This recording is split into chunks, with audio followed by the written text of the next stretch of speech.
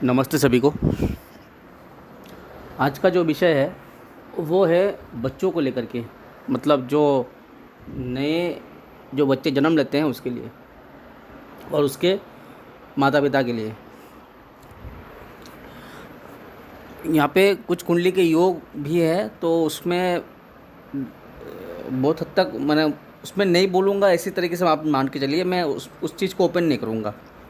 मैं सिर्फ इसकी घटना और उसको किस तरीके से अपने आप में जागरूक रह करके इसको अप्लाई करना है और इससे क्या बाउंड्रीज़ है इसके मुताबिक, वो सारा चीज़ यहाँ पे मैं बताने वाला हूँ। जैसे आप लोगों ने अक्सर देखा या सुना होगा कि किसी का बच्चा बार बार होकर के नष्ट हो रहा है, या तो ऐसे मान के चलिए वो गर्भपात हो रहा हो या कुछ ही महीनों में या कुछ ही दिनों में वो बच्चा नष्ट हो रहा हो। तो इसमें जो कुंडली के मुताबिक जो योग है वो तो अपनी जगह पे है। अभी योग यहाँ पे इसलिए मैं यहाँ पे ओपन करना नहीं चाहता क्योंकि ये सारा चीज़ है ना, मेरा 10 साल का पूंजी है यह सब।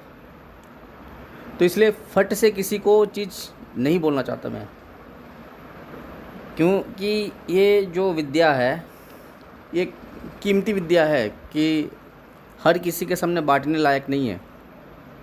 जैसे डॉक्टर अगर अपने पास एक रुतबा रखता है उसके लिए, तो हम लोग भी, हम एस्ट्रोलॉजर इस फील्ड में, मतलब मेरा एस्ट्रोलॉजर के जो स्ट्रीम है वो अलग है, उसमें हम अपने अकेला नहीं बोलेंगे, हम लोग भी उसी के मुताबिक एक अपना जगह बनाते हैं कि हमारा ये बेस है, ठीक है ना। क्योंकि ये हम लोगों का प्रोफेशन है और उसके लिए मेहनत किया, तो इसलिए इसकी एक ओहदा है। तो इसलिए हर जो सीक्रेट बात है इसमें ओपन करना भी सही नहीं होता है, क्योंकि इसमें जो पेड स्टूडेंट है उन लोगों के लिए भी एक बातचीत हो जाता है कि हम लोग तो फ़ीस दे के पढ़ रहे हैं, तो फिर अगर सभी सारी चीज़ को अगर ऐसा पब्लिक के लिए ओपन कर दूँ तो उनका फ़ीस दे करके सीखने का कोई मायना नहीं रहा फिर, ठीक है ना। तो इसलिए ये बात है। तो अब आप लोग वजह जान लीजिए, उसकी सिचुएशन को जान लीजिए, उसकी घटना किस तरीके से होता है और उसमें परहेज़ क्या है ये जान लीजिए। तो वैसे बच्चे आप लोगों को बहुत जगह से सुनने को आता है कि ये घटना इस तरीके से घटता है। इस मामले में, बच्चे नष्ट होने के मामले में, किसी भी रूप से हो, किसी का बहुत सारे बच्चे नष्ट हो जाते हैं, गर्भपात हो जाता है, उसके बाद जा कर के एक कायम होता है, माने स्थापित होता है, माने मिलता है बच्चा, तो वो सर्वाइव करता है। तो इसमें आप लोगों को परहेज़ क्या रखना है कि ऐसे बच्चों का जब भी कभी खुशियाँ मनाया जाए, वो खुशी धूमधाम से ना मनाया जाए। जैसे कि अन्नप्राशन हो गया, तो आप लोग ये सोचते हैं कि उसके लिए गाजे बाजे बजा करके मंदिर जाए घर से, फिर वहीं से गाजे बाजे बजा करके मंदिर से घर आए। तो ये सारा जो तामझाम वाला काम है ऐसे बच्चों के लिए नहीं करना है, ठीक है ना। ऐसे बच्चों का जब भी कोई खुशी का मौका हो उस समय कोई मीठा वस्तु ना बांटा जाए, ठीक है। और ऐसे बच्चों को नए कपड़े कम इस्तेमाल करवाएं। जब वो जन्म लिया उसके कम से कम 1 साल तक, या तो उससे भी कम, अगर कम से कम 6 महीने तक, 1 साल तक मान के चलते तो बेहतर है। तो उसको पुराने कपड़े के, जो उसके जो दादा दादियों के जो कपड़े हैं उन कपड़ों को काट छाट करके उसी को ही कपड़ा बना करके, पहनने के कपड़ा बना करके उसी को ही यूज़ करवाइए, ठीक है।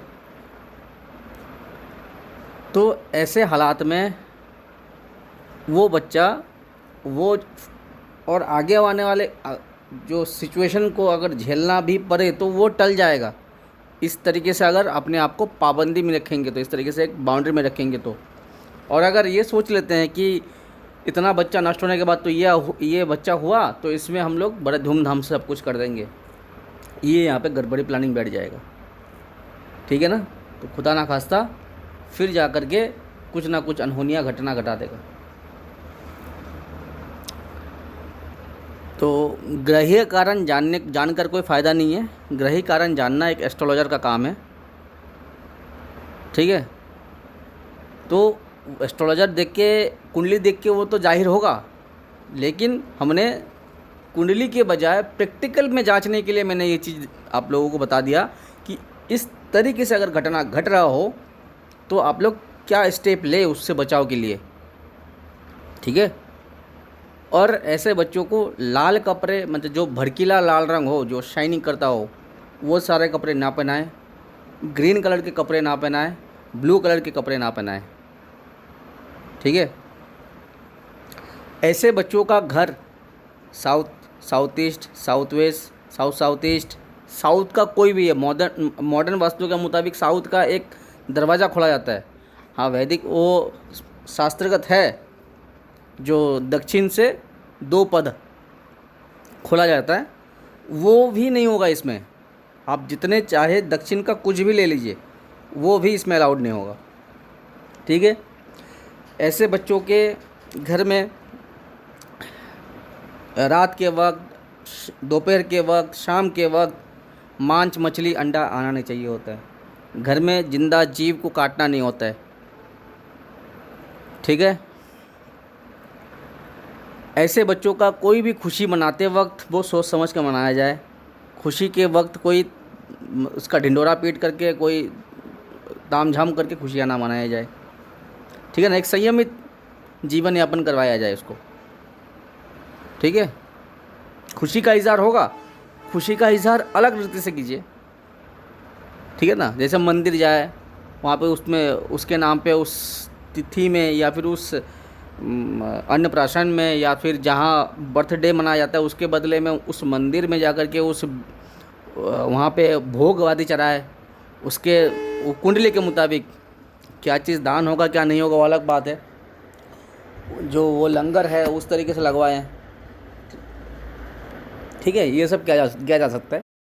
लेकिन इसमें बात है कि अगर कुछ भी चीज़ दान करने जा रहा है तो उसमें कुंडली का देखना, उसका जांच पड़ताल करके ही डिसाइड होगा कि आप क्या दान कर सकते हैं, क्या नहीं कर सकते। तो सिंपल सा ये बात गांठ बांध लीजिए कि आप ऐसे बच्चों का, ये गार्जियन के लिए है, ऐसे बच्चों का इस तरीके से कोई एक्टिविटी ना हो। तो सिर्फ और सिर्फ वही धर्मस्थान में जाकर के उसके लिए कोई भी भोग लगवा दीजिए, वही आपके घर के सदस्य बांट लेगा, वही किसी और को, गरीबों को बंटवा दीजिए किसी और के हाथों से, बस इतना ही।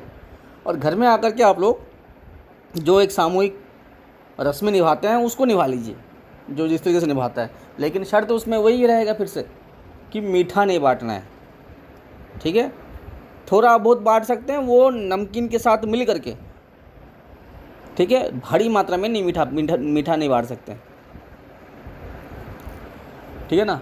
ऐसे बच्चों का अगर घर वीराने के पास, ऐसे बच्चों का घर अगर ईटा भट्टी के पास, ऐसे बच्चों का घर अगर किसी कब्रिस्तान के पास, शमशान घाट के पास हो जाए तो फिर वहाँ पे अलग से ट्रीटमेंट लेना ज़रूरी हो जाएगा, ठीक है ना। तो वो फिर अलग से उसका ऊर्जा फिर बदल जाएगा। यहाँ पे ये भी दिक्कत है, ऐसे बच्चों का घर अगर गली के आखिरी वाले मकान पे हो गए तो भी यहाँ पे दिक्कत आएगा, ठीक है। तो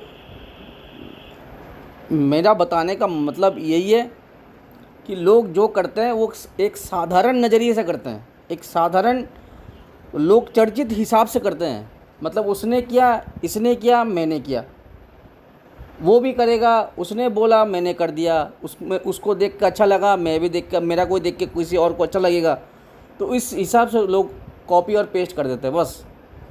लेकिन हर एक के लिए हर चीज़ फ़ायदा नहीं है, हर एक के लिए हर चीज़ नुकसानदायक भी नहीं है।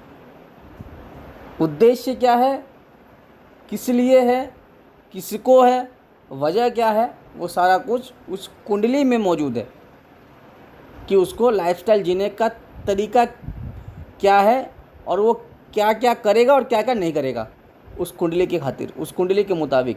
क्यों वो वहाँ पे सारा उसका जो बायोडाटा है तो वो सारा उस चीज़ में मेंशन है कि ये बच्चा किस तरीके से पैदा हुआ, उसका हाव भाव क्या है, और ये इसका रहन सहन खान पान ये आगे जा कर के क्या हो डेवलप होगा, तो उसके मुताबिक अभी से क्या उसके लिए प्रिकॉशन लिया जाए। ठीक है ना। तो इसलिए ऐसे बच्चों के लिए ये प्रिकॉशंस हर वक्त लेके रखिए। और भी कुछ होता है वो कुंडली देख करके ही ये सब कंफर्म किया जाएगा, लेकिन मेरा देना जो है वो एक जनरल पर्सन के लिए है। साधारण से साधारण लोग इस चीज़ को सुन करके जान करके इसको एक्टिविटी में लाएं, अपने को एक सीमा में लाए कि हम वो करते तो करने दीजिए, हम इस तरीके से करेंगे, हमारा ये पद्धति है, मतलब हम इस वजह से ये कर रहे हैं। किसी कोई और कर रहा है तो उसके लिए वो सही है गलत है वो उसके मुताबिक, लेकिन अपना देखिए। ठीक है। तो इसके विषय में अगर कुछ और जानना हो तो वो कमेंट कीजिएगा, तो आगे अगर चर्चा करना हो तो चर्चा करूँगा। ठीक है। तो आप सब देखते रहिए भाभी एस्ट्रो साइंस।